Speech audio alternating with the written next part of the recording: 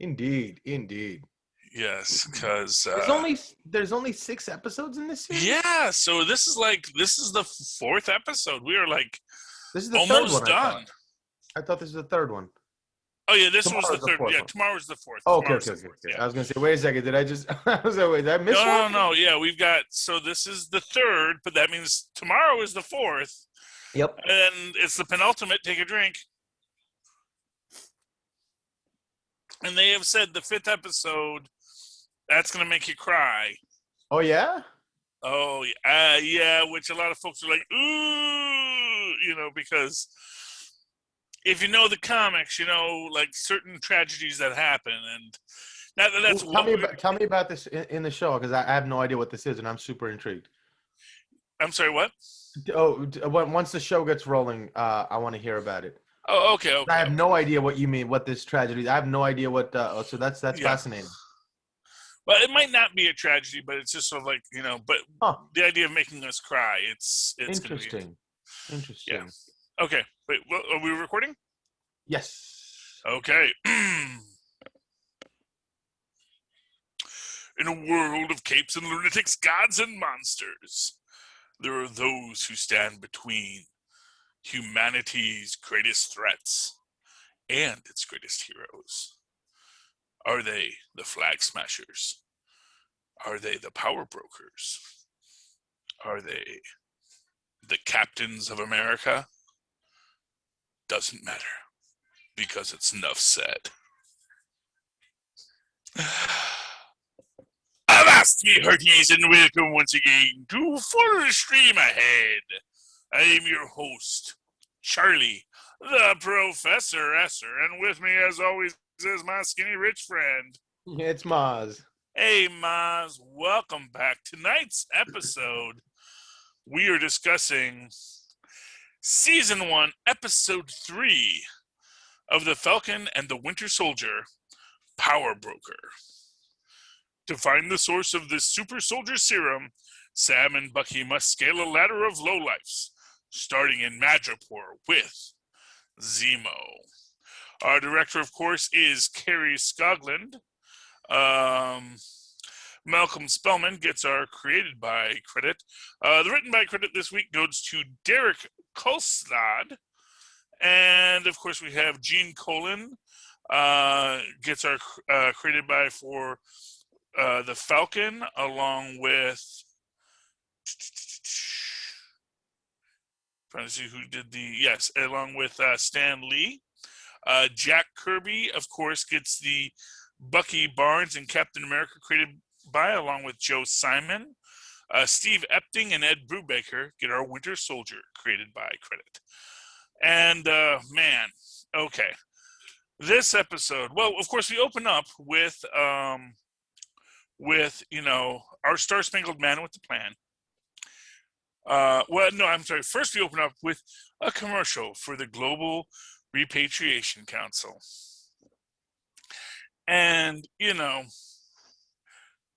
that's the thing about these kind of groups is, like, the nicer their ads, the more evil they are.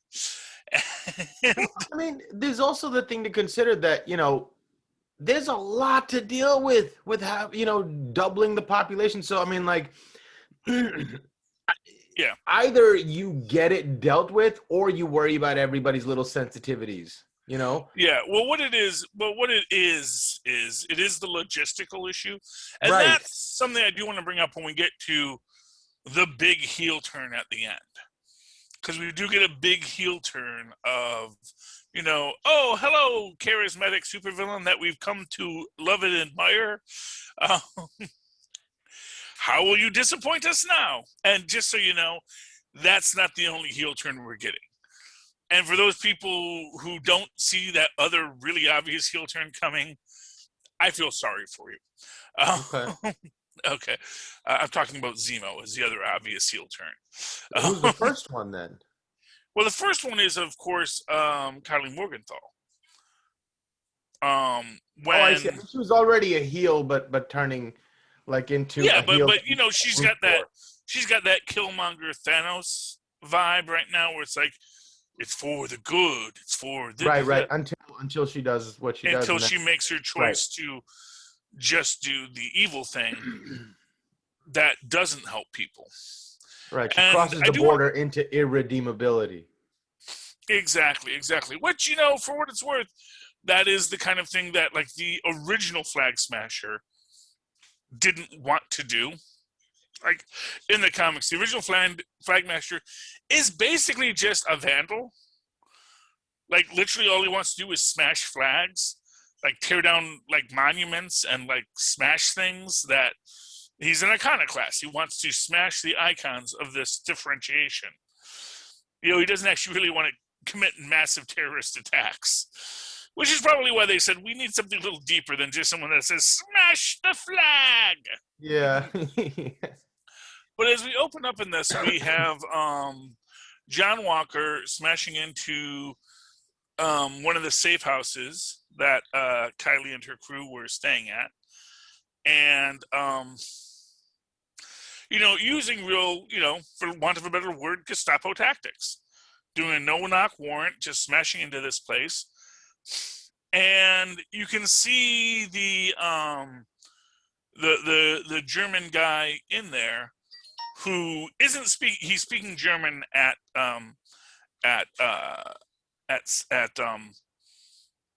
what's his name? Something. What? No, at John Walker. He's speaking German, and of course he calls in Battlestar to translate. This is an interesting thing because it's the second time where the person who speaks German is the black guy. Because if you remember from Captain America, the First Avenger, it was actually Gabe Jones who spoke German. Yeah, so it's just an interesting thing, and and in that case, it was like. Did Cap speak German, or did he speak multiple languages? Because like original Cap, he speaks multiple languages. He speaks German. He speaks. I'm surprised John Walker doesn't.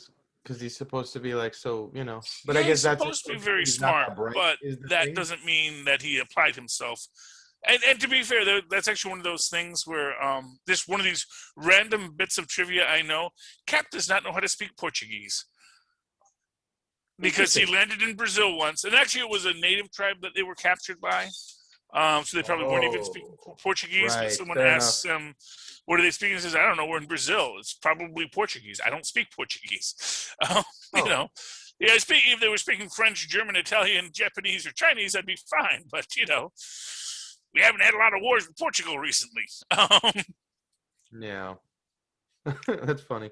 But anyway, So. But we also get the spitting in the face of Captain America, especially when he goes full Captain Karen on her, on the person, and saying, "Do you know who I am?"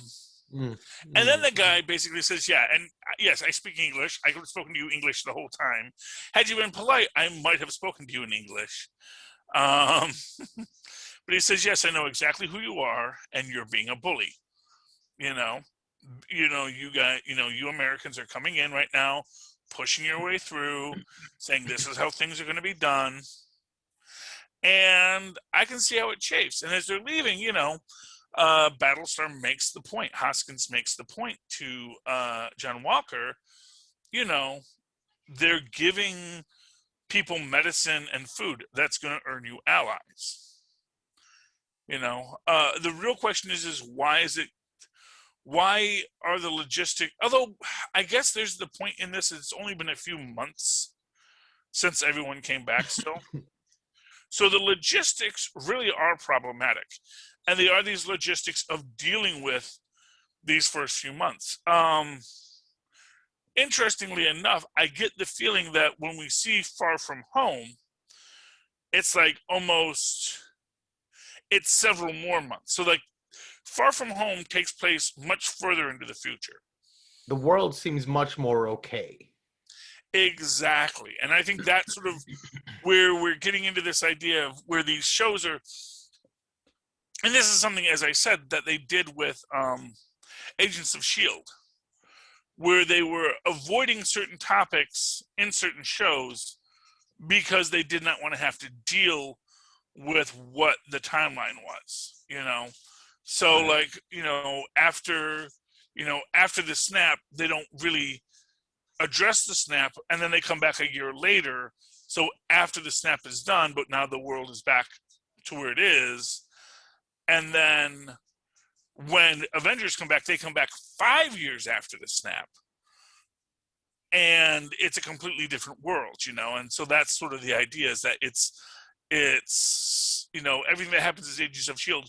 happens between the blip, between the two snaps. And then what happens in Avengers happened well after the first snap. And then Far From Home is actually probably, I want to say maybe, has to be at least like 6 months, because it comes into September. So it's like a little further along. And obviously America is having a better time with dealing with their returned people than other countries are. And that's always that thing. It's like, if you start off with a country that's already having financial difficulties, and then and it's a weird thing. But anyway, so they come back. These repatriation camps are an issue where they feel very poorly run. People are crowded together, which is an issue we're going to get to in a bit. But and that is Kylie's motivation in this. Meanwhile, we have Cap and Bucky. They've gone to go visit Helmut Zemo. And I got to be honest with you, it is a little disturbing how comfortable Bucky is with helping Zemo break out. And for what it's worth, it was clear either Bucky and Zemo had been talking beforehand. Very possible. He could have, had this conversation with. Didn't he go visit Zemo on his own before? No. Oh no, that way Sam was there. So I mean that's entirely possible. He's always lived on the fringes. He's never had sort of much time spent in normal people society. He's always been in the shadows. But how quickly he makes that turn to help Zemo escape is really a little bit disturbing, especially when he makes the statement to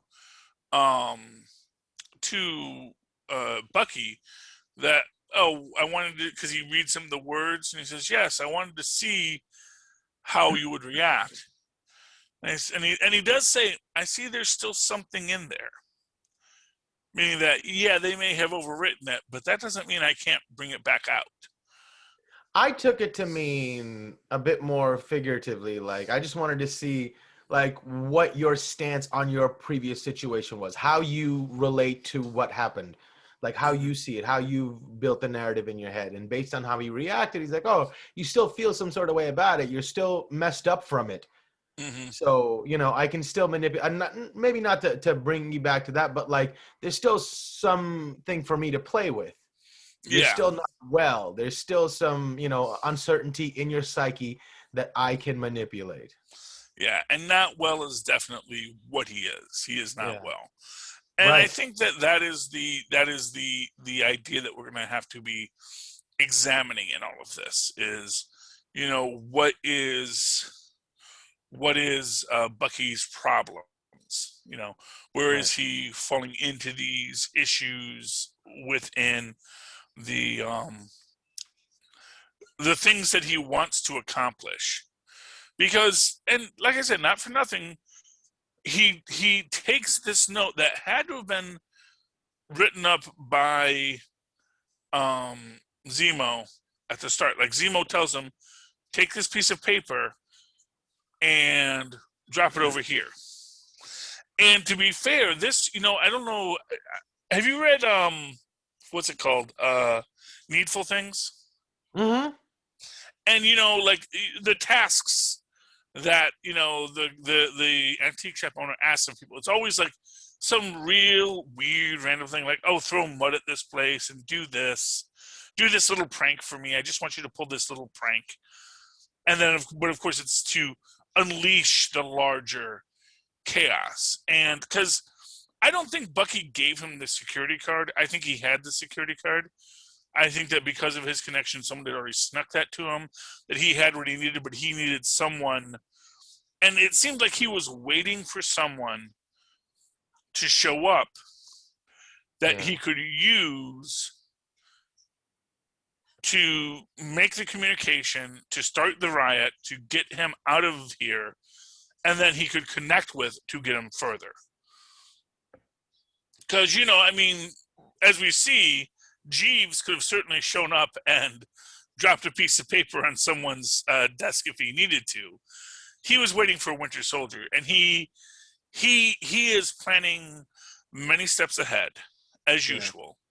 And he is thinking about, which makes me wonder how much of this really is his, how much of what we're seeing is not just more manipulation.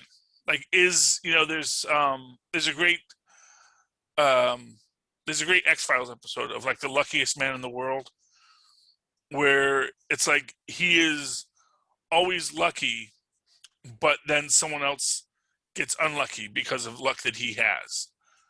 And there's this whole idea here in this that there's just this constant Rube Goldberg device going around everything constantly. And yes, he has this, because there's this item where, you know, says, oh, his luck must have ran out because he got hit by a truck. But after he gets hit by the truck, Mulder hears doctor say, man, this guy is so lucky, you know, from what happened. He realizes, oh, he was supposed to get hit by the truck because that was the lucky thing for him. That was what takes him out of the equation and puts him in a safe spot, you know. And so you get this idea that there's this constant Rube Goldberg machine that's running, and Zemo is just so aware of all the pieces that he has put into play that he knows how they're unwinding, which is, of course, part of the problem with Zemo. Because we do find out, of course, Zemo is rich. Zemo was a baron before the Avengers destroyed his country, as he says. And they didn't destroy his country. They destroyed a city in his country, and not that big of a city. So this was like either one of these little super small probable cause. Well, you know, it's like what's it like, Liechtenstein? But even Liechtenstein, I think, is bigger. If like the entire country is destroyed by one city getting nuked, when all the people are taken out, and yeah, there's a lot of property damage, but really, you know, not for nothing, just the tourism dollars alone is going to be valuable. And as people have pointed out, it's like, oh, also now this is like the largest deposit of vibranium in the world. Although, as he stated, that obviously after the blip, that, you know, or after the Sokovia, that basically all of its neighboring countries came in and took over Sokovia. So it got partitioned up.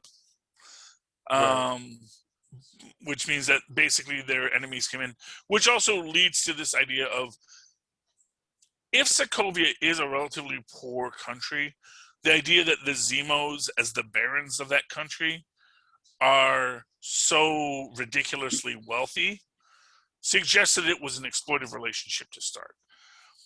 And that's one of the things, because he makes this point about, oh, you know, Cap's a good man, but he's a symbol, and symbols are dangerous. But really, the fact that Zemo is a baron is also a symbol. His entire power.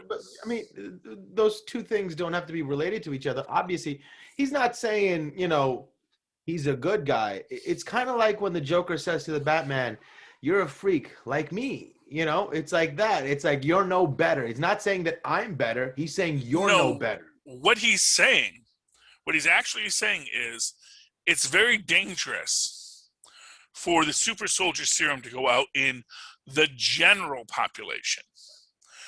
So I could be a super soldier, and we see that. And actually, if you go into the actual history of the Zemos, they kind of are. Like, it's like this, they have this super elitist Nietzschean Uberman mentality that makes them want to be, you know, just built better and see themselves as better than all other humanity. And the idea of something that could democratize superhumanity is very scary if your power as being a Zemo is completely reliant on other people not being superhuman. And it brings in, like, there's an entire different level that you can read into this, where it's not so much that he is mad about the existence of super soldiers. It's that he fears how the existence of super soldiers will affect his position. Like, if suddenly everybody's a super soldier, right, then what makes the Zemo special anymore? You know? And that's the thing. That's why I tell people, don't get too attached to Zemo. He is going to do this big heel turn. He is the villain of the piece. Yeah, and even I don't think he has to be a hero for people to like him, you know? He could just be a really good bad guy. And I think that's the hope people have for him. I don't think people have any expectations that he's going to be good. He's just like, man, that is a really enjoyable bad guy. And I can't wait to see his heel turn. I bet it's going to be cool also. Oh, yeah. That's the fascination with him. I agree. Here's what I'll say. There are people that can accept that, yes, he's just a good villain. Then there are people that get all, oh, it's so cool, he's helping out the good guys, he's actually a hero. And they remember, oh yeah, he founded the Thunderbolts, and the Thunderbolts were heroes. And overlook, like, the rest of the story of the Thunderbolts, which is like, yes, he did found the Thunderbolts, and some Thunderbolts became heroes, but he was literally founding the Thunderbolts to manipulate the world into accepting his group of heroes as the new defenders of Earth, so that they could then do more crimes, you know? Isn't that, it's funny how sort of that's exactly the kind of thing he's talking about. Symbols, and once you create like some sort of symbol that you have to blindly, you know, pledge allegiance to, you can be talked into supporting things that you don't genuinely support simply because you feel like the other side is on the opposing side. And if you have symbols that you adhere to that you can't question, you know, you're put to a choice. Do I continue supporting this thing that I don't really support because the other side, or like, that becomes a dangerous thing, you know, when you blindly follow things. So, and it's that same exact thing that he's talking about. Whether or not he's part of that same problem, I don't think, you know, plays into this, because he's not claiming to be better than. He's simply pointing out, hey, this is what's happening. You know, not saying nothing about me. Of course, I'm doing the same thing, but you know, that's what you see there. Well, like I said, I think his intention to destroy super soldiers stems from something a little deeper, which is about him trying to controlling the line of superpowers, which goes into that central big question of who is the power broker. Because, you know, I don't think Zemo is necessarily the power broker unless he really did have access to a lot of stuff while he was in prison. You know, working for the power broker. Well, I think that there is the argument that there's a Dread Pirate Roberts kind of thing with the power broker, where there is no one power broker, similar to the way there really was no Big Brother, but that, you know, it was important for the symbol of Big Brother to exist in 1984. It's important for the symbol of the power broker to exist in Madripoor, which makes me wonder, you know, are we going to get what's his name, Sir Ben Kingsley as the power broker by the end of it?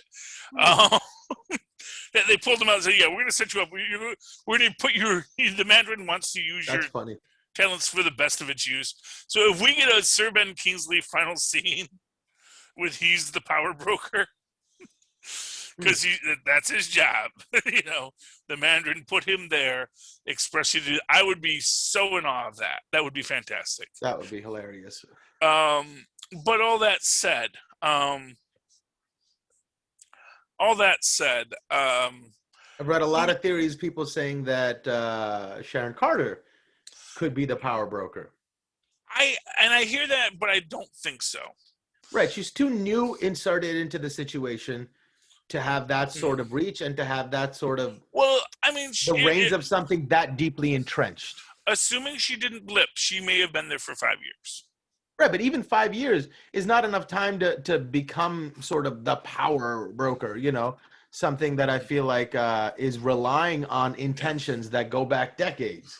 Well, but again, that's where there is no one power broker, but that she may be the latest person to take over the role of the power broker. Or But the even power somebody pretending to be the power broker. yeah, but so here's the thing, and very few people have really touched on this, which surprises me, unless maybe someone is touching on it and it's just not getting into my algorithm. So what happened to Sharon in the comics is after she died, quote unquote, which was, I want to say, you mean blipped or no, she died. She died in the comics. Yeah, in the comics, she was dead for a very long time. That's when Cap starts dating Bernie and Connie Ferrari and a bunch of other women. You know, for those who don't remember, Cap had a girl in every port. Cap liked the ladies. That's all I can tell you about Cap. But the ladies loved him too. They did. Well, you know, he's Captain freaking America. What's not to love? But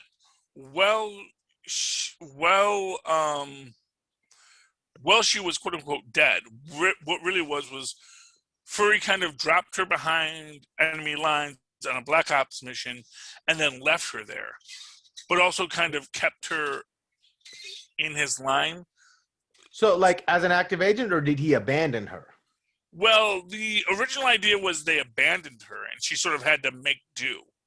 Gotcha. Had to, do all the things that she swore she'd never do to get there. And there was like a lot of implications that she did a lot of things. She did a lot of untoward things. Later, I think they've kind of made it more that she was dropped behind enemy lines, and she was left to her own devices, but she was also still considered an active asset.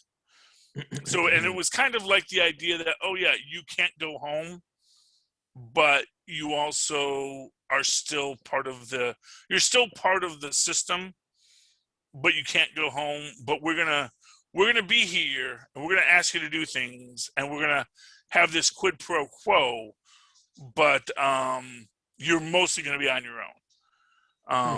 Because you are dead. You are officially a dead person in the West, which makes you a ghost, which makes you a shadow, which makes you useful for us right now.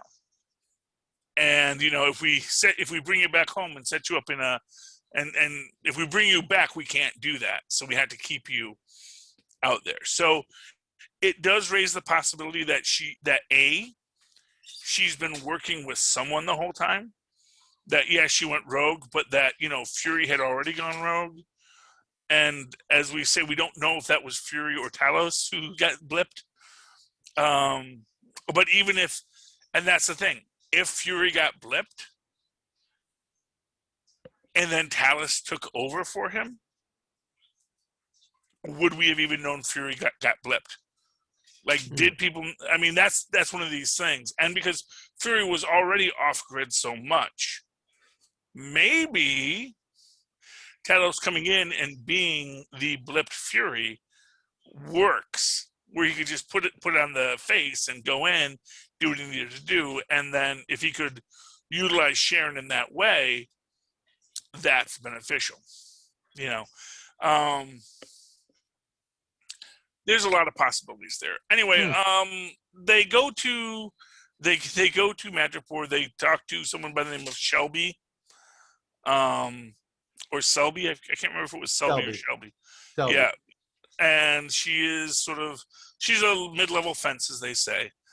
And she knows where Wilfred Nagel is. Wilfred Nagel, for those who read the comics, is the guy who spearheaded the recreation of the super soldier serum with experimenting on African American soldiers after. And this is actually a common thing people misunderstand about the timeline. So Reinstein created the formula and created Steve Rogers. After Steve Rogers went into training as Captain America to go be Captain America, they still wanted to recreate the super soldier serum, and without Reinhardt, they passed it on to Nagel. Nagel basically took a bunch of African American soldiers and just started experimenting on them. without their knowledge, consent, or free will. And and to be fair, that was something that the Army always did. The Army was very big on experimenting on soldiers, black and white, but probably more black than white. So the idea of human experimentation on soldiers was not new. And of course, we all know about all the soldiers that were asked to stand here and watch this atomic bomb blast. Let us know how you feel afterwards, could you? Thank you. But he redeveloped the super soldier serum that Isaiah Bradley got. In this situation, they're saying that someone else did that. Probably, what's his name? Arnim Zola, because Zola was working with him at the time. That Zola was the one who would have recreated it, because Zola had worked with it in the past. And he got that working super soldier sample from Isaiah Bradley. And of course, because that's what he says, an American test subject. Said that he got the blood of an American test subject without stating it was Isaiah Bradley, which is one of the things that makes Sam mad later. Yeah, I mean, there's a lot that goes on in that. Obviously, we do have the whole thing with Sam getting the call, Selby getting shot, everyone going on the run, Sharon showing up, getting them to Nagel. How bad is he at this? Who, Sam? Yeah. Sam's not a spy. Sam's not an espionage. But he's an Avenger, for crying out loud. Yeah, he flies in and shoots things. He doesn't do. I don't know. I find that if you're an Avenger, that is unacceptable. Come on now. That's just like that's. The Avengers are not a covert team. They're an overt team. They're literally the guys who they're literally. I know, but there's like a basic set level of skills that you have to have, and I feel like situational awareness, not anything specific to, because that doesn't take experience. He should have had his ringer off. I'm not going to argue with you that he should have had his ringer off, but then again, you also have those kind of questions of, did he have his ringer off and someone else turned his ringer on? I mean, the phone shouldn't have even been there, or off, or something. You're going on and up. You're careful. That was so silly. You know what? And again, like I said, and really what it is, and again, that's where it goes into these weird questions of what So obviously, and that would be the thing. Like, either Winter Soldier or Zemo should have said, "Don't take your phone," and maybe he didn't take his phone, but someone I know, but like, who would think that somebody would be that dumb? You don't expect anyone. Well, who knows? Like I said, I don't know I have gotten used to not jumping to assumptions about things. I don't think anything is ever exactly what you think it is.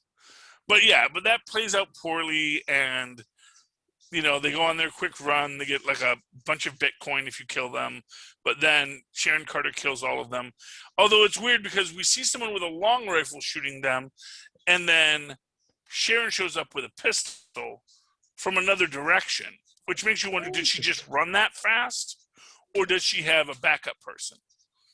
Does the person with the hoodie, was the person with the hoodie Sharon? Or was that her bodyguard? Interesting. Or was that Mockingbird? Because that is an interesting question in all of this, because there are these S.H.I.E.L.D. assets that are rogue, that have been rogue for a while. Bobby Morse is one of them. And, they have mentioned that they're the most wanted a few times already in this show. And, of course, her unpicked up pilot was Marvel's Most Wanted. So maybe that'll come up. I don't know. We'll see. It would be a great way to reintegrate some of that stuff back into the larger MCU. But we do know right now that they're not working with a malice theory. They're also not working with anything from the Luke Cage variations on super soldiers where they were using various animal types to influence the way that cellular reproduction works. This seems like a very straightforward, essentially a steroid kind of concept. But of course, whatever Nagel was working on, we don't know now because he got shot by Zemo. Because that's what he does. He does want to stop this super soldier serum at the source. We find out that seemed that seemed to really, really worry Sharon Carter. Mm-hmm. Yeah, because it wasn't the plan. Well, yeah, but I mean, like, nothing's the plan. You live in Madripoor. You live in the shadows. You sell fake art or real art and steal and display fake art. So, and then all of a sudden you're like that. Oh my God. It's like, well, I think it was shocking. I think everyone was shocked. Right. I think it was that you just ended an asset before we could get more information out of him. Yeah, but So I mean, like, it's interesting. I've been reading a lot online where people are using that as to say, oh, she was part of something that was benefiting from that guy staying alive. Well, I mean, I think that there's also just this possibility that whether or not she was benefiting from it, he's actually an in-the-field asset that was willing to talk, and that he shoots it makes it look like Zemo wanted him to shut up. Right. So that's the other take on it, that he was talking and Zemo wanted him to shut up. So, and we do get to see Zemo. He comes out, he's got his purple mask, and he's, which again shows this idea of symbols of, this is the icon of the Zemo legacy, the true super soldiers, the people you should be following. Very Lex Luthorian, this idea of, I was supposed to be the man of tomorrow. How dare Superman come into existence and take away what was supposed to be my right as the world's most important person? So I think that's an aspect of all of this. But within this, obviously, Zemo shows that he is a very, very much a BA, very much his own super soldierous kind of guy. Beats up a lot of the villains along with Sharon Carter, and then does the sort of BA move where he shoots the gas line at the park just to blow everything up, which is, kind of brilliant. Also, I don't know if that would have worked, but, why not? It works for the film. It works in story. Right. I just got to think that a small caliber pistol shot at that distance would not have had enough force to truly rupture a high-pressure gas main like that. Just because it's a high-pressure gas main in a place where trucks are moving big, heavy objects, you really don't want those just exploding. So, right. Just my own personal theory on that, but but then again, as we know, there is no OSHA in Marvel, so right. Maybe things are very much cut corners all the time. But as it stands, Zemo steals a car. They go to drive off. Sharon makes the point that we've got a problem. Says to her bodyguard, we got a problem, maybe two. Which is interesting, and that's one of the things people point to is like, what's her problem? What are the two problems? But then again, one is obviously Zemo's out. Yeah. And then the other one is that the doctor's dead. Well, exactly. And I get the feeling it's part of this long con. That's why I think it's much more likely that Sharon is going to be having been working this very long con as this deep, deep, deep undercover agent. Then it's going to be that, no, she was evil all along. Just because you think so? Oh, yeah. I don't think she was evil all along. I think she was always this deep, deep cover agent. I thought you were saying chronologically, and then turns out that she was evil all along, not comparatively, like she was this more than that. No. And I actually even think that part of, like, when she goes in and she's like, downplaying the, oh, superheroes, what awful things. That's all just nonsense, right? That seemed a little too on the nose and forced to me. Yeah. Like that's what you would expect someone to say. Like almost like she was being watched and she had to say that in this moment. Right. And I get the feeling that it's very much that, yeah, she is in this very deep, deep undercover where, and that's the idea. It's sort of like the idea that, whenever like, and you see this all the time in things, when you're working on this very long-term sting and someone, arrests the drug dealer that you've been monitoring because you're waiting for them to go to the bigger fish. Right. And they like beat up the drug dealer and say, yeah, well, we got the drug dealer. It's like, yeah, but that was such a small piece of what we were doing. And now like we have to when another fish steals your bait. Exactly. So I think that's my thing. Zemo is definitely going to do a major heel turn. He's going to betray everyone and probably try to kill everyone by the end of this and maybe get his face messed up as a result. Maybe get that mask glued to his face. We'll see. Yeah, and I don't think Bucky and Sam are under any illusion that this guy means well. I think everybody understands that at some point I'm going to try to slit your throat, but you need me right now, so we have to work together. I think that's a very clear understanding. I don't think anybody's under any disillusion that he won't. Although I do think that Bucky felt really at home being Winter Soldier again. I get the feeling that he really, it felt good. To not have to think about what you have to do next, to not have to be responsible for your choices, to just say, hey, I'm told to do this, so I don't have to think, I don't have to like emotionally justify anything or reconcile anything. I just do. And to be fair, he's in a place where he can rationalize that everyone here is a villain. So it's not like he, like everybody in Madripoor did something unseemly. Which is a big assumption when you really think about it. Right. Because obviously kids are born in Madripoor. People live in Madripoor. Someone is the fishmonger of Madripoor, And, just because you're out at the bar does not mean that you're a supervillain. But, he feels... This is exactly why he needs Sam to take up the mantle. Mm-hmm. Because if he doesn't have somebody like Captain America or Sam taking up the mantle... he is prone to falling to his easy ways of being told what to do. And to be fair, that's the whole point of it, is that the only person who is worthy of the shield is the person who doesn't want the shield. Cap didn't want a shield. Cap just wanted to be able to fight, He wound up with the shield because, well, I guess it worked, and he was willing to make that compromise, as it were, but it was never his intention. And his hope was always that, eventually they're going to have, 20 of us, and, we're going to be doing all this. And that's one of the things I want to make a point of, They make the point that 20 vials of the serum were taken. Mm-hmm. We don't see 20 people being super soldiers for the Flag Smasher.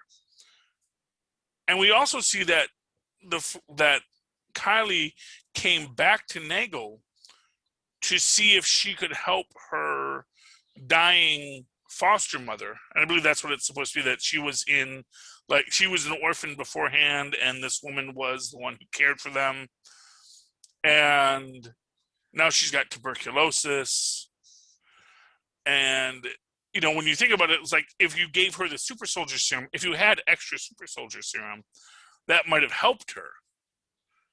But that you didn't give her the super soldier serum says that you either didn't have it or you were afraid it wouldn't work. And when she goes back to Nagel to say, can you help her? And Nagel just like blows her off. That's that moment that sends her even further down the rabbit hole. Because we see after she dies, we see they raid this locale, which had a bunch of soldiers in it. That it was a warehouse, and which is an interesting thing, that that there are soldiers in the warehouse, because the last warehouse they stole from, there was no one else around. It was just, here's a storage facility. We have this stuff there. And it makes you think about the logistics of stuff, that sometimes, you're moving stuff around and you may say, oh, well, you have 6 months worth of supplies here while you're just sitting on it. It's like, well, we have 6 months of supplies here, but we're not just sitting on that. We're the distribution hub. Right. So Like we send this out where it's going to go. That need twice as much penicillin, twice as much of this. And, I can imagine just thinking on that, like how many plagues probably break out and how many flu outbreaks, and there's not enough medicine to make people feel better, and it mutates. And like the implications from that perspective are crazy. Yeah. But the idea that it's the assumption that they're just sitting on it. And there is some precedence for the idea of bureaucratic mismanagement. Like, I'm not going to say that there's not bureaucratic mismanagement, but sometimes... But at the same time, if you look at 6 months down the road, far from home, we're doing okay. Some of these measures are necessary. Well, and then again, in New York, we're doing okay. Right. Although we do go to Europe, and Europe seems to be okay, but then again, we're not going to the refugee camps in Europe. Hey, I mean, that's the thing. Some places are going to have to be okay first, Yeah, I mean, that's just the the truth nature of things. And yeah, but and it's a very telling thing, because we can see clearly there are people still alive. Now we can see that there's soldiers. They're dressed up like soldiers. But then again, as I pointed out, when I got my COVID vaccine recently, I was given to it by a soldier. Because they mobilized the National Guard, and it's the National Guard there, and they're the people handling the coordination, and they get me in, they have me sit down, they give me my shot, and that's what they do. And it's all soldiers doing it. So just because they're soldiers doesn't make me think it's inherently nefarious. It's just that these are the people that are in charge of the distribution and the logistics. Right. And that's my point exactly. Like, I don't think they're bad at all. And I think the version of these people that exists in the Flag Smasher's mind has been put there by somebody taking advantage of these people and their destitute nature. Yeah. And giving them an enemy to focus their anger on, when the enemy is really just something we all as humanity have to fight together. We are not each other's enemies. But they've been convinced so. Exactly.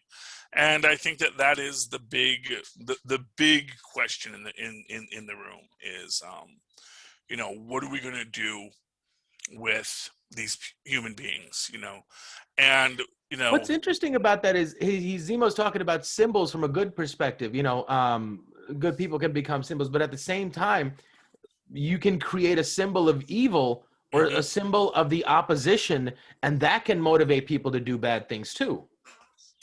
Well, exactly. Or the converse of that is, you can declare that this other symbol is the villain.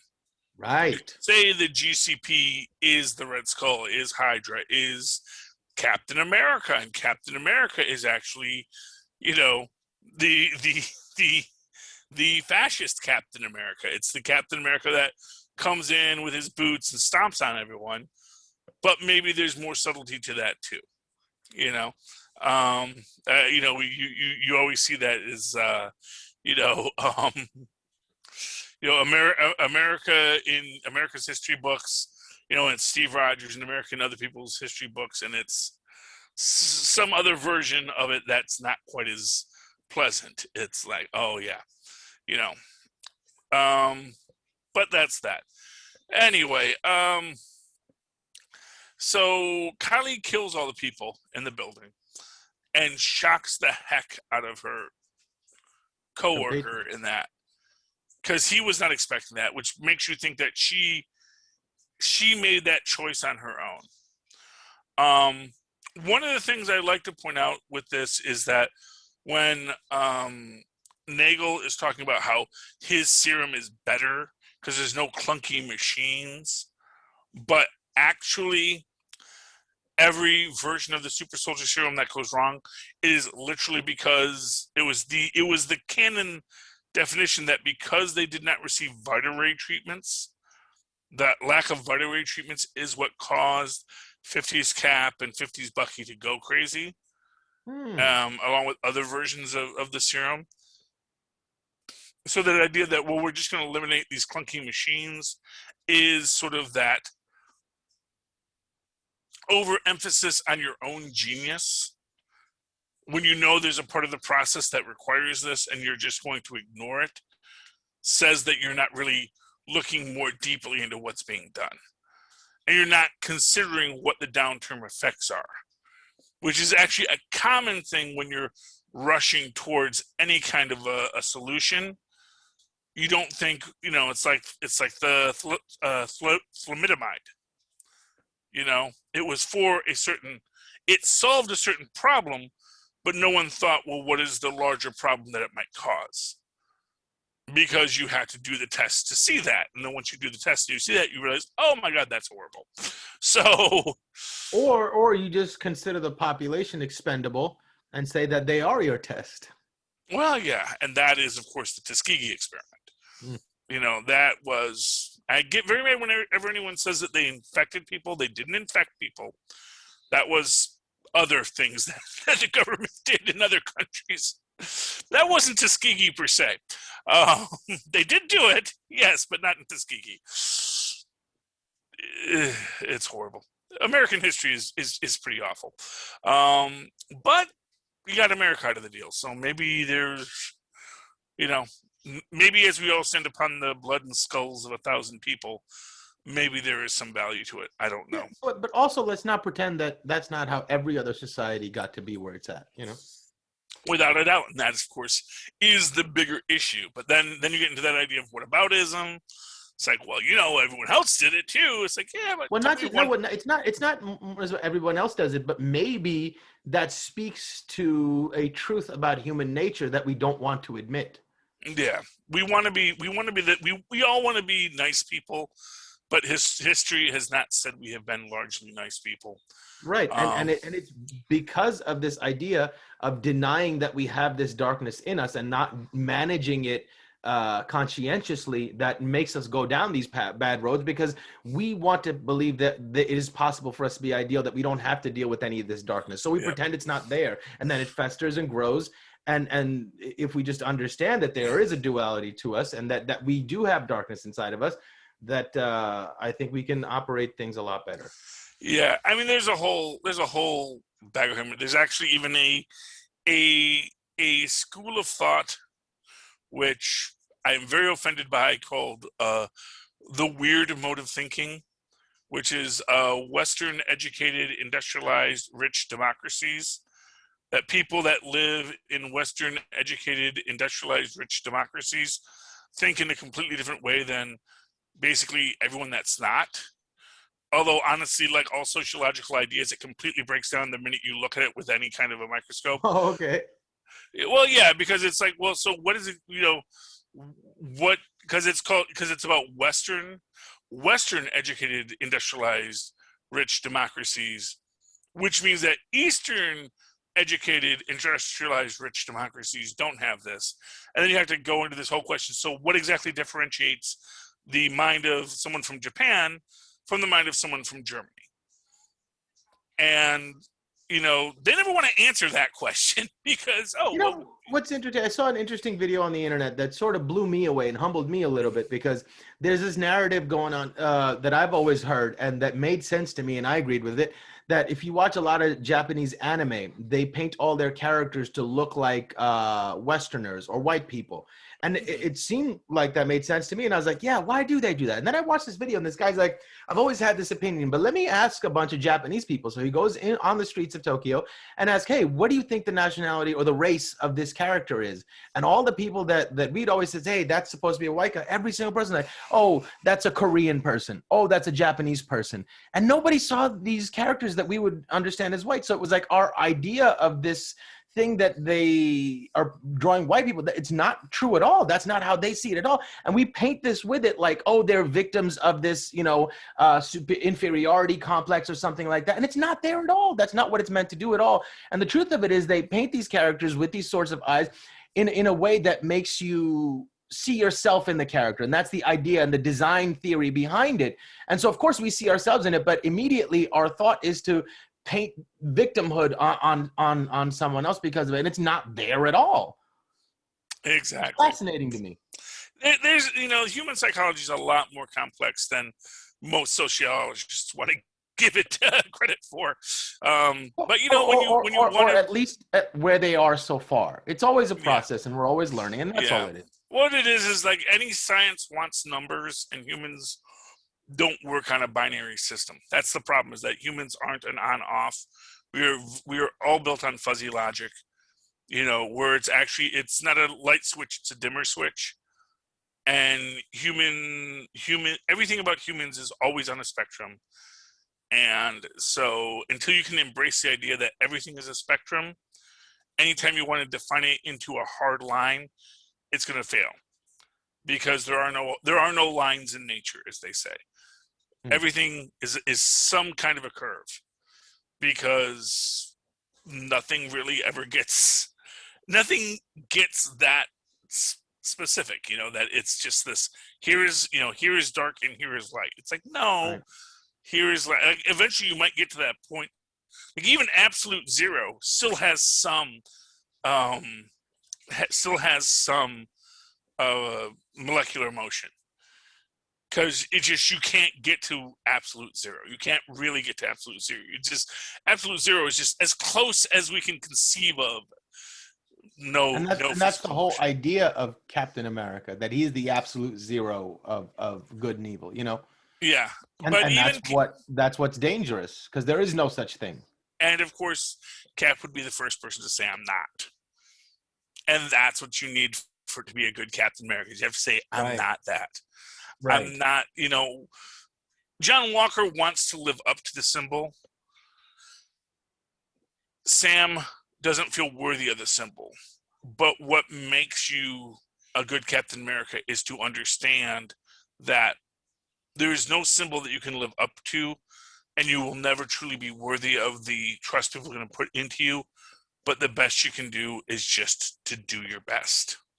In the moment, and that's it. In the moment, yeah. To try and use as best moral sense as you can, and not try to get too heavily influenced by your own lines. But then again, fortunately, Captain America was punching Nazis, and Nazis are as close to a straight line existing in nature as you're ever going to get. That was even their symbol, was a bunch of straight lines. So anyway, Mozz, I hope you've enjoyed talking to me. I hope everyone has enjoyed listening to us talk. But a lot of people don't enjoy listening to us talk because they sometimes use inferior quality headphones that they get at the dollar store. And I am guilty of that too, because it's just $1 and it's cheap and it's easy. But you know what you really should do is invest a little bit more. Invest $2, $3, $10 in a high quality set of headsets, which you can get from tweakedaudio.com using the coupon code Southgate upon checkout to get a discount on them, so you can hear these podcasts in their full brilliance. Likewise, you can use that same coupon code Southgate upon checkout over at hunterkiller.com, get that same discount, and also get a really great logic puzzle delivered to your home, essentially an escape room, as you try to help Michelle Gray solve a cold case. If that interests you, if it does not interest you, still go down to our show notes, click on the link that goes to Amazon. Go to Amazon.com, buy anything you want. We don't care. It's up to you. It helps out the show, costs you nothing. And while you're there, you can check out Pod Life, the book written by the Southgate Media Group community about podcasting for you. If you ever wondered, you can read it there. You can get it in digital for your fast-paced world of the future, or get a hard copy which you can put on your shelf in case of the fall of all society. And I didn't ask you before, but any final thoughts on tonight's episode, Mozz? No, I think we dug in pretty deep, and I'm, as always with Marvel, it's these deep philosophical conversations of the meaning of right and wrong, and the meaning of what it means to be us as humans is always so fascinating, and I appreciate it so much. And this episode was full of those.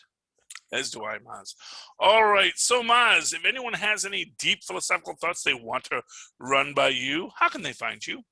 Oh, they can email me at mozzmanzoor@gmail.com, or find me on Facebook under Mozz Manzoor. That's MOZZMANZOOR.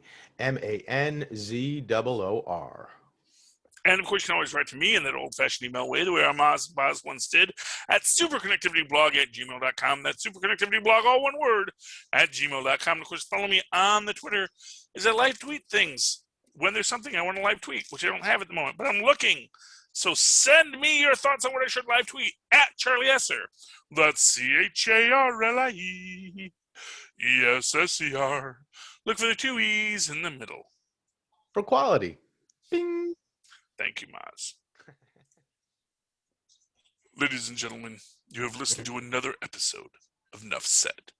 We have gone through the darkness of this world to see what the MCU has to offer for our own good. I hope you have learned something, and even if you did not, Nuff Said. Avast me hearties, thank you once again for sailing with me and me first mate Mozz down the bounding main of the streaming universe. Mm-hmm. I hope you learned something, and even if you didn't, come back again next week as we'll once again sail full stream ahead. Arr. Right on. All right, Mozzie, thank you so much. New episode of Invincible tonight, right? New episode of Invincible, new episode of Falcon Winter Soldier. Oh, right. That's at 3 a.m. But so, funny thought. What were your thoughts on the time weirdness in episode 3? So they painted as, okay, time runs faster in their universe, right? So why would it run even faster here? Unless the idea is no. Actually, the idea is time runs slower in their universe.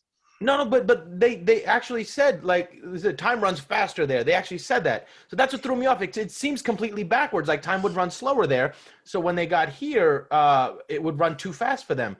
And then I thought maybe the mechanism is that they said their quantum things are spinning much, much faster than ours because they have to, because of their universe. That's the only way they can have the friction enough to exist. So that running here, because it's less friction, creates their bodies are allowed to work much harder, and they grow and they work much harder, and they age much faster because of that. And that's the only thing I can come up with to reconcile the fact that they said faster instead of slower. And sorry, if the last thing, he goes, Omni-Man goes in there and comes back older. You know, so it was like, I was like, oh, so that's the only thing I can say. Like they're whatever tachyons or whatever quantum particles are spinning so fast because they have to. Well, so I guess the basic idea, and of course this is, you know, and not to be that guy, but you know, we are talking comic book time, because that's the thing. It's like, you know, you don't age. Here's the thing: if time is running faster for you, you don't just become older, you immediately die of dehydration. You know, that's the thing. You become desiccated because, you know, your body can't metabolize properly. You know, you're not just going to suddenly be aged as if you would have lived in your whole life, you know, and now you're just an old person. Right. It's that, one could make the argument that they weren't actually getting old, that they were desiccating. I mean, visually speaking. That's the secondary theory. And, you know, that's the idea, is that because it doesn't make a lot of sense, but basically when they get to the ships and all the ships have suddenly rusted out, suggesting that they just oxidize at a much higher rate, that the chemical reactions are running much faster. It suggests that the planet, that the place that they came from exists in a far more chemically reactive state. Right. And so maybe that's essentially what and for what it's worth, when you get to this idea of time works on so our understanding of time local basis. Our understanding of time is based on essentially physical reactions. So whether it's the ticking of a clock, whether it's the decaying of an atom, these are all based on... That's our perception of time, not necessarily time itself. But maybe that's all that matters. So if in their planet or universe or wherever or dimension, essentially the strong force is somewhat weaker, Right. That's what causes everything to speed up in its reactions. Or stronger. It's stronger, and it's funny. Just like the muon experiments that they're doing now. So muon is just a heavier version of the electron, right? So at a quantum level, maybe their world is made up of these heavier versions of our cousins, of our sets of particles that make up our world, because the surrounding quantum environment for these particles is so dense and so heavy that they have to have much more power in order to operate in that environment. When they get here, there's less resistance, then they're, and it's just running much more. And that's the only, because I'd like to have some sort of a theoretical reason for that to happen, because it bothered me. As I can logically thinking, you would think he should have said slower, but he said faster, and it bugged me. So I mean, like, that's one way that makes me feel a little bit better about it. Yeah, and that would be my take on it. I mean, when the aliens invade from the other dimension, you kind of got to take it as it comes, and it's sort of like Galaxy Quest. Essentially, they were taking two unrelated facts. They were saying when they do this happens. Oh, and they try to create a reason for why that was. So that's why the ship is designed the way it is done. That's why it does the things it does. Not because of any physics, but because they understood that the way the ship is designed, when the guy does this and that, that's what the ship does. That's what the ship does when he does this. And the guy doesn't even really, what was actually just the guy making randomized movements to do the thing. They interpreted it to make it be something else. So effectively, what we're doing in this situation is we're taking those randomized things and trying to put an explanation on it. Right. Yeah. Just to make you feel better. Yeah. Right. Exactly. But I hope it made you feel better, and I hope that works for you. Is this idea of that? Yeah, they are operating on. Like I said, it's a more active chemical reaction. Their molecules, to put it to you simply, their molecules are vibrating faster. Right. So they interact. The environment they exist in requires them to. I like that. That makes sense, because so much of the rest of that show is so well thought out that I would be remiss if I thought like they skimped on this part. I can't imagine that they skimped. It's just that it's a bit more complicated than I initially thought. Yeah, and there's a very simple idea in there, which is this idea of, like, when you talk about an idea of a dark mattered universe, and like in that denser space, like if matter was more dense, it would need to have all that extra energy to move through. Right. So that is what we're talking about here, is that denser reality being pushed through. Right. Then when it's in suddenly our light, airy, less dense reality, which, for what it's worth, goes back to that, some of the original ideas of the Kryptonians, and the idea that the Kryptonians were just on a planet with heavier gravity, and so that's why they're stronger, or this or that or the other. It's that same idea extended outwards. I like it. Okay. Dig it. I'm glad I could help you work through it, Mozz. I will talk to you next week. Have a great night, man. Be well. You too, man. Bye. Don't